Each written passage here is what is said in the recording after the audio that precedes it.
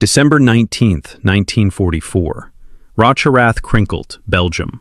Twin villages on the edge of the Ardennes forest, 3 days into the largest German offensive since the fall of France. A German scout crouches at the tree line and watches something he does not understand.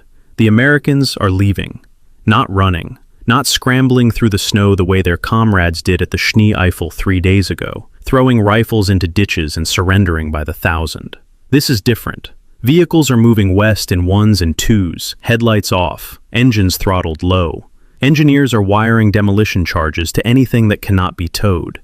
Infantry companies are peeling off the line in sequence. Northernmost battalions first, then the next, filing through Würzfeld toward a bare, frozen ridge half a mile to the west. The scout sends his report up the chain, and in the headquarters of the 12th SS Panzer Division Hitlerjugend, a staff officer reads it and allows himself a rare moment of satisfaction. 3 days of grinding street combat in these villages, Panthers jammed in narrow lanes, bazooka rounds punching through engine decks from rooftops, artillery airbursts ripping men apart in the rubble. The Americans had fought like animals for every house, and now, finally, they are cracking. The twin villages are falling. The road network to Liège, the road the entire 6th Panzer Army needs, is about to open. Except it is not. Because what this officer is watching is not a collapse. It is an invitation. And within 48 hours, the 12th SS Panzer Division, one of the most experienced armored formations left in the Wehrmacht, will effectively cease to exist as a fighting unit.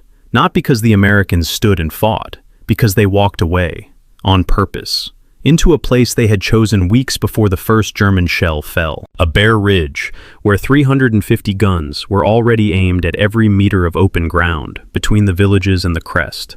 The Germans had a word for what happens when an army gives up ground. They called it failure. They called it collapse. They called it the thing that gets a general relieved and a sergeant shot. And that is exactly why they never saw the trap. This is the story of how the United States Army learned to turn retreat into a weapon. To give ground not because it was losing, but because the ground it gave away was worth less than the killing field it was pulling back to. And how German commanders, in after-action reports and prisoner interrogations across 2 years of war, kept using the same word to describe what the Americans were doing. They said they were confused. If this kind of deep dive history is what you come to YouTube for, hit subscribe and like this video. It helps these stories find the audience they deserve. Now, to understand why this simple trick, pull back, let them follow, kill them in the open, broke the German army again and again, you need to understand something about the German army itself, something that goes deeper than any tactic. By December of 1944, the Wehrmacht had been operating under a single iron rule for 3 years. Hold every position, give up nothing, retreat only when personally authorized by Adolf Hitler, and Hitler almost never authorized it. This was not a suggestion. In December of 1941, when Army Group Center was freezing outside Moscow, Heinz Guderian, the man who invented Blitzkrieg, the man who took France in 6 weeks, asked Hitler for permission to pull back to a shorter, defensible line. Save the men, save the tanks, regroup in spring. Hitler subjected him to an hour-long tirade, then waited for Guderian to return to the front and relieved him of command. Every officer in the German army heard that message. Retreat is not a tactical option. Retreat is treason. And here's the detail I need you to hold on to, because it comes back later in a way you will not expect. By January of 1945, Hitler required his personal approval for any troop movement at all. A battalion commander could not shift his men 500 meters to the rear without clearance from a bunker in Berlin. This is the world German officers lived in. Ground is sacred. Giving up a village means you have failed. Pulling back, under any circumstances, is the act of losing. Now imagine you are one of those officers. You have spent 3 years inside this system, and across the frozen field, you watch Americans walk away from positions they held for 3 days at enormous cost. They just leave. What do you conclude? You conclude they broke. You conclude your pressure cracked them. You conclude the road ahead is open. That is exactly what they need you to believe. But the Americans did not invent this trick in the Ardennes. They learned it the hardest way an army can learn anything, by being on the wrong end of it first. And that lesson started 22 months earlier, in a narrow mountain pass in Tunisia that no American who survived it would ever forget. What happened at Kasserine Pass did not just humiliate the United States Army. It taught them something about the relationship between ground and firepower that the German army, by then, was no longer permitted to learn.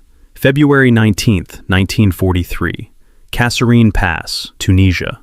A 2-mile gap in the Atlas Mountains, and the first time the United States Army met the German army in force. It was a disaster. Not a close fight. Not a hard-earned loss. A rout. American units broke and ran. Tanks abandoned in ditches. Artillery batteries overrun before they could fire. Communication lines went dead. Commanders lost contact with entire regiments. 6,500 American casualties in 5 days. Erwin Rommel's panzers punched through the pass and drove 50 miles west before stopping. Not because the Americans held, but because Rommel decided the operation had achieved its objectives and turned back on his own. The shock rippled all the way to Washington. Eisenhower flew to the front. General Lloyd Friedendahl, the Corps commander, was found to have built his headquarters in a ravine 70 miles behind the front line, with 200 engineers constructing an elaborate underground bunker, while his men died in the pass.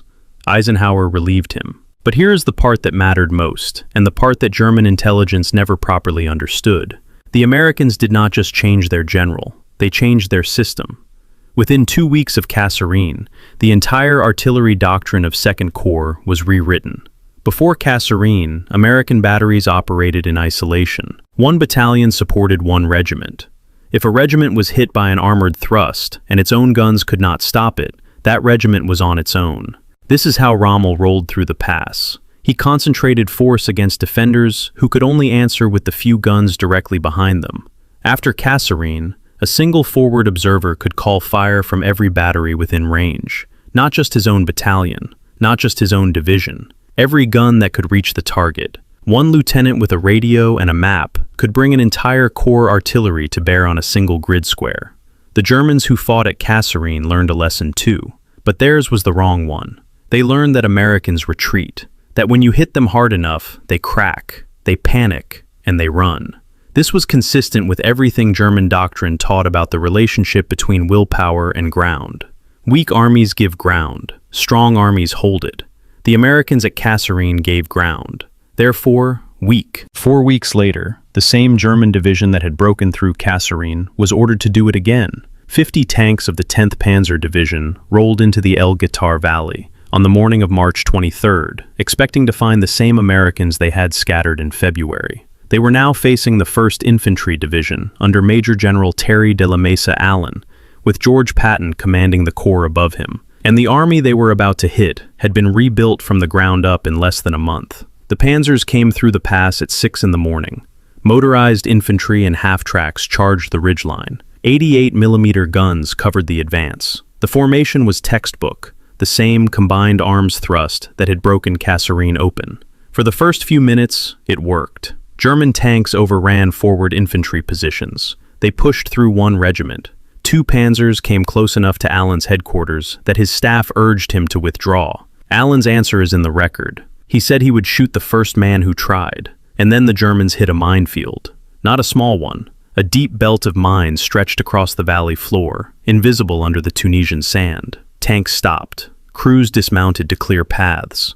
And in the time it took them to kneel in the dirt and probe for metal, 3 minutes, maybe 4, every American gun within range opened fire. The new system worked exactly as designed. Forward observers on the ridgeline called coordinates. Fire direction centers relayed them. Batteries that had never trained together were firing on the same grid square within minutes. 30 tanks were burning before noon. The 10th Panzer retreated out of the valley. That afternoon, American signals intelligence intercepted a German message ordering a second attack after 4:30. When the panzers came again, this time with infantry forward and tanks firing from the rear, the Americans were already waiting. Observers let the infantry close to 1,500 yards. Then the division's howitzers opened with air bursts. Shells fused to explode above the ground, spraying shrapnel downward into men with no cover. 75mm guns fired high explosive into the tanks behind them.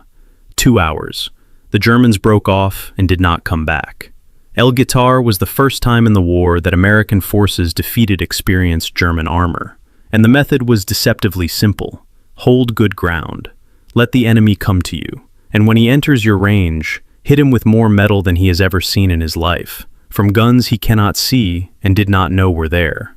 But what happened at El Guitar was only the beginning, because the system the Americans built after Kasserine, the one that let a single observer summon the fire of an entire corps, had a capability that no other army on Earth possessed in 1943. A capability that turned every deliberate pullback into something far more dangerous than a defensive position. It turned it into a kill zone with a clock.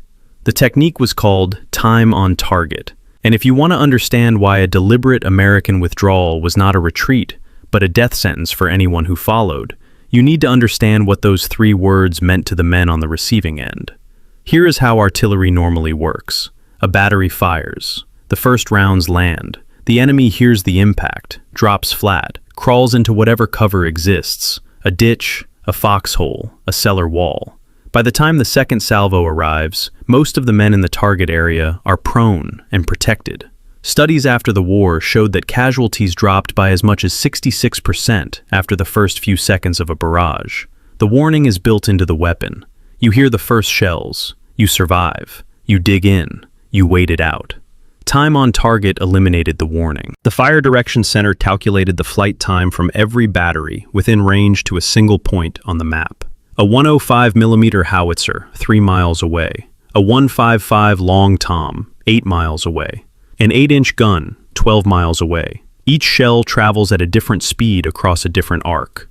The FDC computed the exact second each battery needed to fire so that every round, from every gun, at every distance, arrived at the target within 3 seconds of each other. No ranging shots, no creeping barrage, no warning. One moment the road is quiet. The next moment, 100 shells detonate simultaneously on a column of men who are standing upright, walking in the open, because they believe the area ahead is clear. A German officer captured near Aachen described it in his interrogation. He said his company was advancing down a road that American infantry had abandoned an hour earlier. No resistance, no mines. The road was simply empty. His men were walking normally, weapons slung, spacing loose.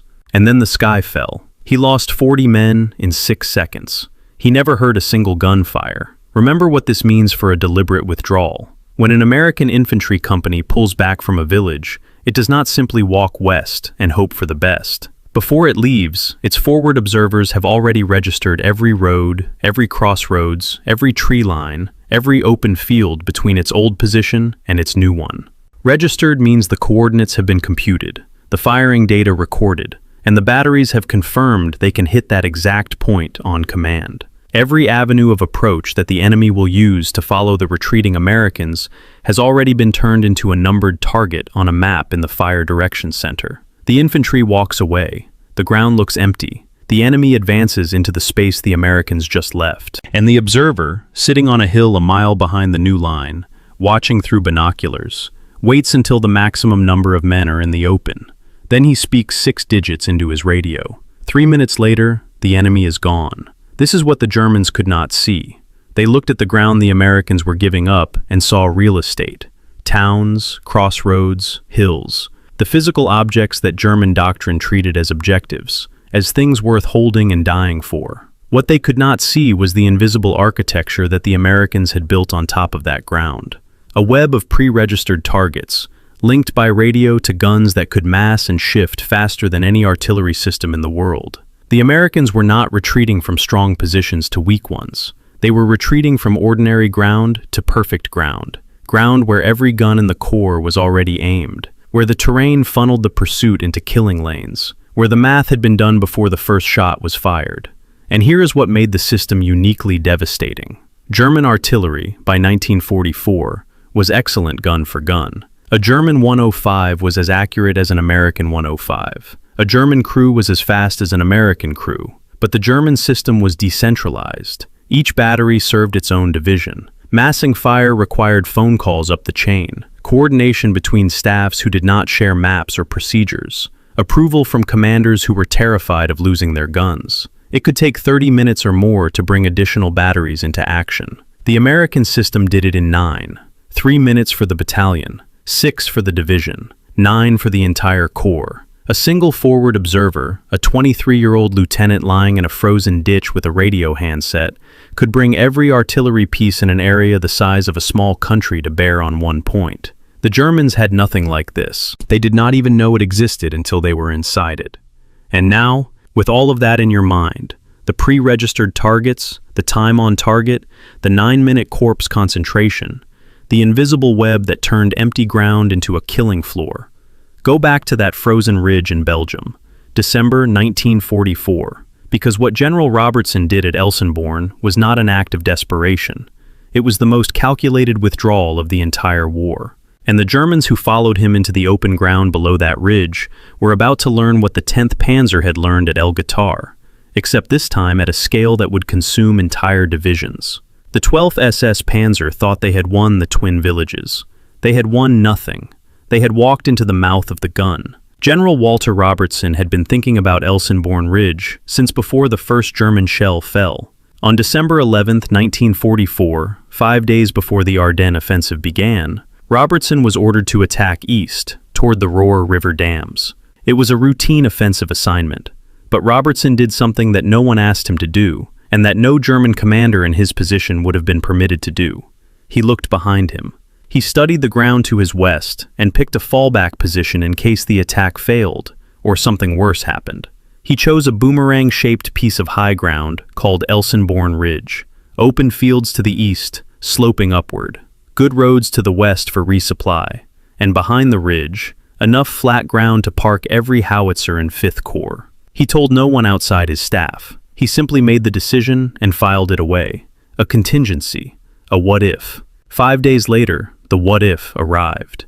At 5:30 in the morning on December 16th, 1,400 German guns opened fire along a 100-mile front.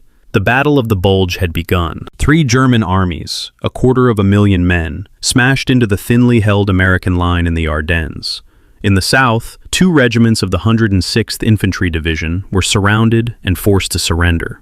8,000 Americans walked into captivity in a single day. Roads were clogged with retreating vehicles. Headquarters were overrun. Whole battalions ceased to exist. On the northern shoulder of this catastrophe, Robertson's 2nd Infantry Division and the Green 99th Division next to it were hit by the full weight of the 6th SS Panzer Army. The 12th SS Panzer Division, the 3rd Panzer Grenadier Division, the 277th Volksgrenadier Division, all of them driving west toward the road network that led to Liège and Antwerp. The plan required them to pass through the twin villages of Rocherath and Krinkelt, and then across the open ground beyond, where the ridge stood waiting. What happened in those villages over the next 3 days was some of the most savage close-quarters fighting of the entire war. American GIs were isolated in individual buildings surrounded by German armor. Panthers fired point-blank into stone walls. Bazooka teams climbed to rooftops and shot down into engine decks. At night, the streets burned. Neither side took prisoners. One American officer described the scene as something beyond any hell he had imagined possible. And Robertson held, not because he wanted to keep the villages, but because he needed time. While his infantry bled in Rocherath Krinkelt, engineers behind him were doing 2 things. They were reinforcing the single dirt road between the villages and Würzfeld, the road his men would use to withdraw, and they were preparing the ridge, digging gun pits, laying communication wire, stacking ammunition. The frozen ground was so hard that troops had to use dynamite to blow foxholes into the earth. But by December 18th, the positions were ready. Artillery from the 2nd Division, the 99th Division, the 1st Infantry Division, and the 9th Infantry Division, arriving from Aachen, was converging behind the ridge. On the afternoon of December 19th, Robertson gave the order: destroy anything that cannot be moved. Pull back. The withdrawal was a masterpiece of discipline. Companies peeled off the line in sequence, northernmost first. Tanks from the 741st Tank Battalion formed a rear guard, reporting 27 German tanks destroyed during the covering action. By nightfall, the Americans had abandoned the twin villages and were digging in along the ridge line. Engineers blew the road behind them. The Germans entered Rocherath Krinkelt and found rubble, burning vehicles, empty foxholes. The Americans were gone. And now came the moment the entire withdrawal had been designed for. On December 20th, German commanders assessed the situation. The twin villages had fallen. The American line appeared to have broken. the road to Elsenborn was open. Staff officers marked the ridge as the next objective and ordered fresh divisions forward. They sent the 12th SS Panzer up the slopes first. Battle-hardened troops, veterans of Normandy. They emerged from the tree line east of the ridge and began crossing the open ground. Frozen fields, no cover, slight upward slope, 800 meters to the American foxholes. 350 American guns opened fire. Not sequentially, not one battery at a time, all of them, simultaneously. The entire artillery concentration of 5th Corps, the largest massing of American guns in the European theater to that date, hit the open ground between the tree line and the ridge in a single coordinated barrage. Proximity fuses turned every shell into an airburst, detonating above the ground, driving shrapnel downward into men who had nowhere to hide. The 12th SS Panzer Division was shattered on that slope. The men who survived crawled back to the tree line. The ones who did not lay in the snow in a pattern that matched the geometry of the kill zone, clustered at the points where the pre-registered targets overlapped. On December 22nd, the 1st Infantry Division's artillery alone fired 10,000 rounds against German attacks near Dom Butgenbach on the ridge's southern flank. 10,000 rounds from a single division in a single day. The fire was so dense that while several German tanks broke through the infantry line, not a single Panzer Grenadier on foot made it close enough to see an American foxhole. On December 26th, the 246th Volksgrenadier Division made one final attack on the ridge. It was destroyed by artillery fire at the moment it began. The northern shoulder of the Bulge never broke. It was the only sector of the entire American front where the Germans failed to advance a single meter. And it held not because the Americans refused to give ground. It held because giving ground was the plan.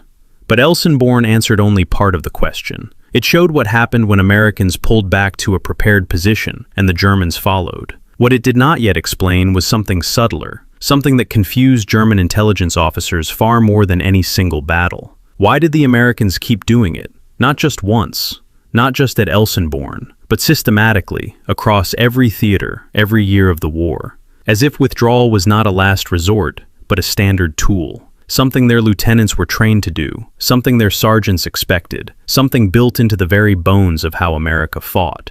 The answer to that question has nothing to do with artillery. It has to do with the difference between two armies that went deeper than any weapon or doctrine. It went all the way down to what a sergeant was allowed to decide. In the German army, a battalion commander who pulled his men back 500 meters without authorization could be court-martialed. By 1944, he could be shot. This was not theory. Generals had been relieved for it. Guderian, the architect of Blitzkrieg, the man who conquered France, was stripped of his command for suggesting a tactical withdrawal outside Moscow. The message was absolute. Ground is held or ground is lost. There is no middle category. There is no such thing as ground given away on purpose. This produced an army that was ferocious in defense. German soldiers in prepared positions fought with a tenacity that Allied commanders respected and feared. But it also produced something else, a blind spot so large that an entire enemy tactic could hide inside it. If your doctrine says that retreat is always a sign of failure, then you have no framework for interpreting a retreat that is not failure. When you see the enemy pull back, you can only read it one way. He is beaten. Press forward. Exploit the gap. Take the ground he abandoned.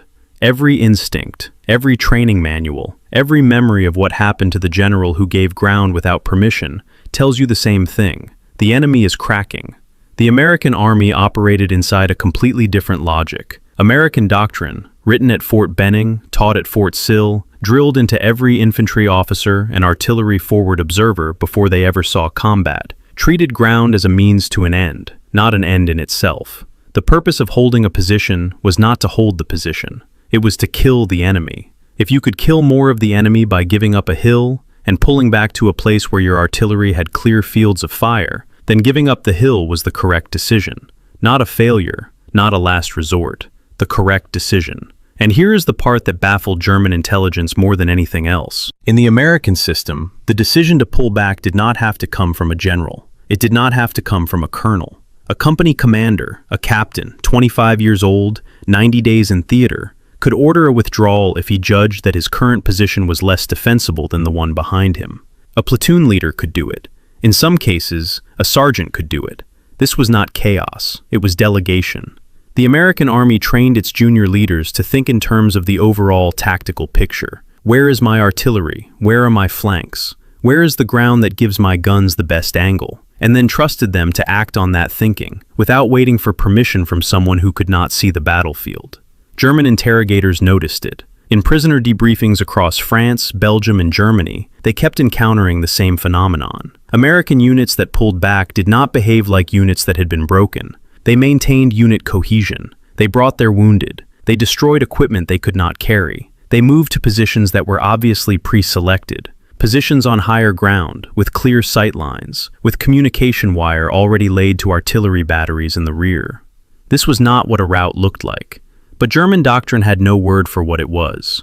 A captured German staff officer's report from the Normandy campaign noted that American infantry displayed a puzzling willingness to abandon positions that appeared defensible. He wrote that on multiple occasions, German units advanced into villages that Americans had held for days, only to find the positions empty and the surrounding terrain zeroed in by artillery. He used the word unverständlich, incomprehensible. Not because he lacked intelligence, he was describing exactly what was happening, but because his training gave him no category for an army that treats the ground it fights on as disposable. This is the mechanism that made American tactical withdrawal so lethal, and it had three parts working together, each invisible to the enemy. First, the forward observer. Every American infantry battalion had artillery observers embedded at the company level. These men moved with the riflemen, ate with them, slept in the same foxholes. When a company pulled back, the observer did not leave with the infantry. He stayed, sometimes for hours, sometimes for days. He found a position with a view of the ground the infantry had just abandoned, a church steeple, a hilltop, a stand of trees on a reverse slope, and waited with his radio. Second, the pre-registration. Before the withdrawal, the observer had already called in registration fire on every likely avenue of approach. A single round on the crossroads, a single round on the tree line, a single round on the bridge. Each impact was observed, the data corrected, and the final coordinates recorded in the fire direction center. When the enemy arrived, there would be no ranging shots, no adjustment. The first rounds would be lethal. Third, the fire direction center itself. The FDC was the brain of the system, a truck or a tent behind the gun line, where a handful of men with maps, protractors, and pre-computed firing tables could translate a 6-digit grid coordinate into firing commands for every battery within range. In the time it took a German staff officer to pick up a telephone and request support from an adjacent division, 30 minutes if he was lucky, an hour if the phones were cut, an American FDC could have 12 batteries firing on the same point. 3 elements: observer, registration, FDC. Individually, none of them was a secret weapon. Other armies had forward observers, other armies registered targets, other armies had fire direction. But no other army had connected them into a single integrated system that ran from a lieutenant's radio to a core artillery park in under 10 minutes. And no other army had built that system around the assumption that its own infantry would deliberately give ground to make it work. The Germans saw the withdrawal. They saw the empty villages. They saw the open roads. What they did not see was the 23-year-old lieutenant on the hill behind the new line, watching them walk into the registered zone, his hand on the radio, waiting for the formation to reach the crossroads, where every gun in the division was already aimed. And by the time they understood what was happening, they were hearing something that German soldiers across every front learned to dread more than any other sound in the war. Not the whistle of incoming shells, because time on target meant there was no whistle, just silence, and then the world ending. But if you think this system only worked in defense, if you think the Americans only used deliberate withdrawal when they were being pushed, then you have not yet heard what happened on a hilltop in Normandy in the summer of 1944. A hilltop where 700 Americans were not pulling back at all. They were staying exactly where they were, and letting the entire German counteroffensive flow past them like water around a rock. Because sometimes the most devastating withdrawal is the one where you do not move an inch. August 6th, 1944, a hilltop south of Mortagne, France. The evening sun lit the Normandy hedgerows gold, and the war, for the men of the 2nd Battalion, 120th Infantry Regiment, 30th Infantry Division, felt like it might be ending. First Lieutenant Robert Weiss, a forward observer with the 230th Field Artillery Battalion, had arrived on Hill 314 that afternoon. The position had been quiet for 5 days. The 18th Infantry Regiment of the 1st Division, which held it before, had not seen a German in nearly a week. Patton's Third Army was pouring through the Avranches corridor into Brittany. The front was collapsing eastward. Weiss climbed the craggy limestone summit and looked out across the countryside. He could see 15 miles in every direction: roads, villages, fields, the silver thread of the River Say. It was the finest observation post in Normandy. He spent the afternoon registering targets on every road and crossroads within range of his guns. He did not know it yet, but Adolf Hitler had just ordered the largest German counterattack since the invasion, Operation Ludwig. 4 panzer divisions, the 2nd SS, the 2nd Panzer, the 116th Panzer, elements of the 1st SS Leibstandard, were to strike west through Mortain, reach the coast at Avranches, and cut Patton's army off from its supply line. If it worked, the breakout from Normandy would be reversed. 300 tanks were assembling in the dark, 11 miles east of where Weiss sat with his radio. At 2 in the morning on August 7th, the attack hit. SS Panzer Grenadiers stormed into Mortain, screaming. They overran the town. They captured the battalion command post. They cut the road west. Within hours, the 700 men of 2nd Battalion on Hill 314 were completely surrounded. German armor flowed past the base of the hill on every side, heading west toward Avranches, ignoring the hilltop the way a river ignores a boulder. This was the German plan: bypass the strong point, drive for the coast, deal with the hilltop later. It was a catastrophic miscalculation. Not because 700 riflemen on a hill could stop 4 panzer divisions, they could not, but because 2 men on that hill, Weiss and First Lieutenant Charles Bartz, his fellow observer, had a radio, a map, and pre-registered coordinates on every road the Germans needed to use. When the morning fog burned off at 11, Weiss and Bartz looked down from their limestone outcrop and saw something that made them grin at each other. Columns of German armor and infantry streaming along the roads below them, in the open, bumper to bumper. The entire striking force of Operation Ludwig spread across the Normandy plain like targets on a firing range. They began calling fire. The 230th Field Artillery Battalion responded first, then Division Artillery, then Corps. American shells began falling on the roads below Hill 314, with a precision that no amount of German camouflage could defeat, because the observers were not estimating positions from a map. They were looking straight down at the targets from 800 feet above. The German commanders reacted the way their doctrine demanded. They attacked the hill. If the observation post was the problem, take the observation post. Kampfgruppe Fick of the 17th SS Panzer Grenadier Division charged up the eastern slope yelling their battle cry. G Company of the 120th Infantry cut them down with rifle fire. The Germans tried again and again.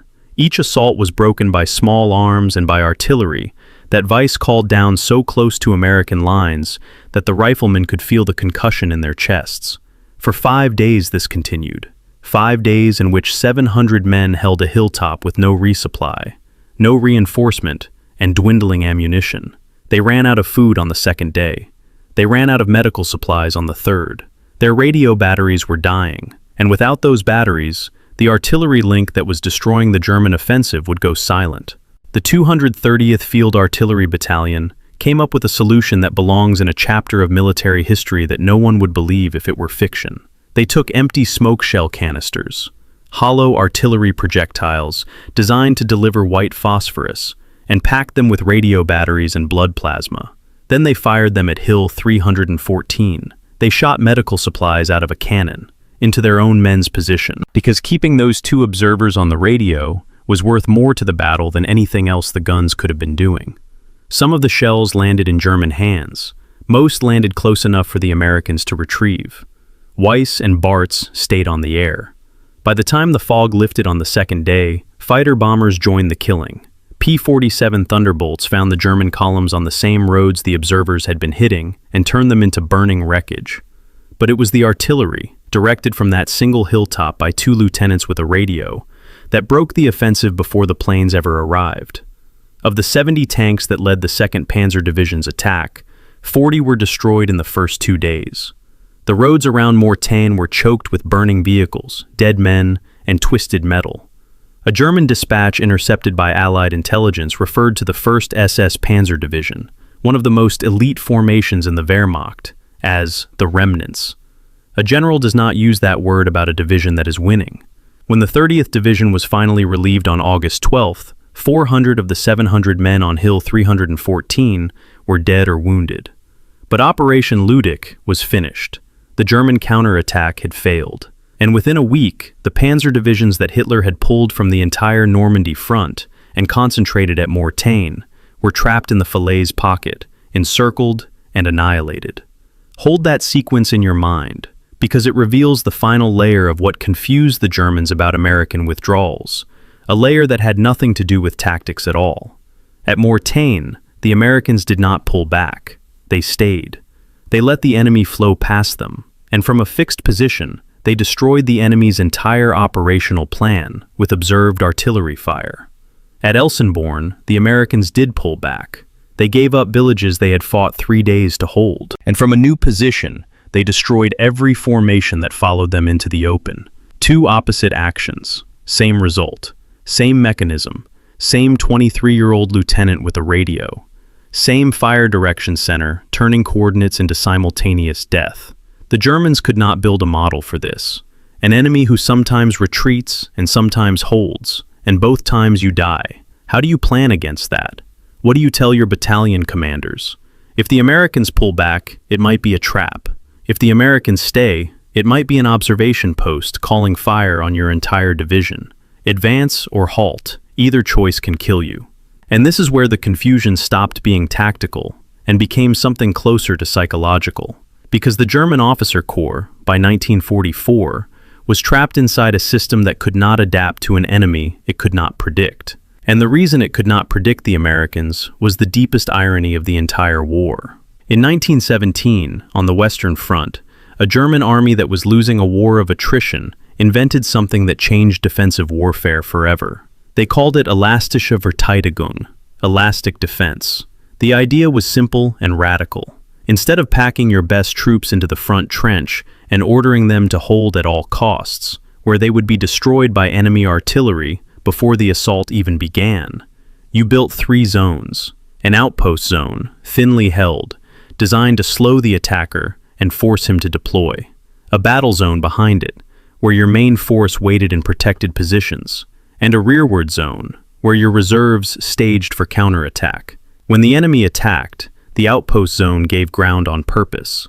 It pulled back. It traded space for time. The attackers advanced into the battle zone exhausted, disorganized, and, critically, beyond the range of their own supporting artillery. And then the defenders, fresh and massed, hit them with a counterattack they could not withstand. It was brilliant. It was the most sophisticated defensive doctrine of the First World War. And it was German, the same nation, the same army, the same officer corps that, 25 years later, could not comprehend why the Americans were giving ground on purpose. This is the irony that sits at the center of the entire story. Germany invented the concept of deliberate withdrawal as a weapon. The idea that ground has no inherent value, that giving it up can be stronger than holding it, was a German idea. It was taught in German war colleges. It was written into German manuals. It went through minor revisions in 1921 and 1933. It was, on paper, the foundation of German defensive doctrine through the end of the Second World War. On paper. In practice, Hitler killed it. Not with a single order, but with a system of terror that made flexible defense impossible. When he took personal command of the army in December of 1941, he imposed a rule that no position could be abandoned without his explicit permission. Commanders who retreated were relieved. Commanders who argued for retreat were threatened. By 1944, the officer corps had internalized the message so completely that the very concept of voluntary withdrawal had been burned out of the institutional memory. German commanders on the Eastern Front wrote about this in terms that border on despair. They knew the doctrine. Many of them had studied it. Some of the older ones had lived through the war that created it. They understood, intellectually, that pulling back to a shorter line would save men, save tanks, save the army to fight another day. But they could not do it. The system would not let them. And so the army that invented elastic defense fought the last 3 years of the war in the most rigid, most brittle, most inelastic posture imaginable. Every hedgerow held to the last man. Every village, a fortress.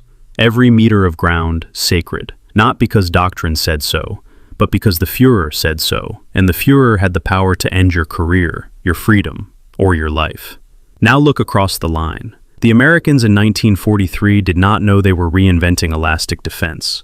They did not read German manuals from 1917. What they did was simpler, and in the end, more powerful.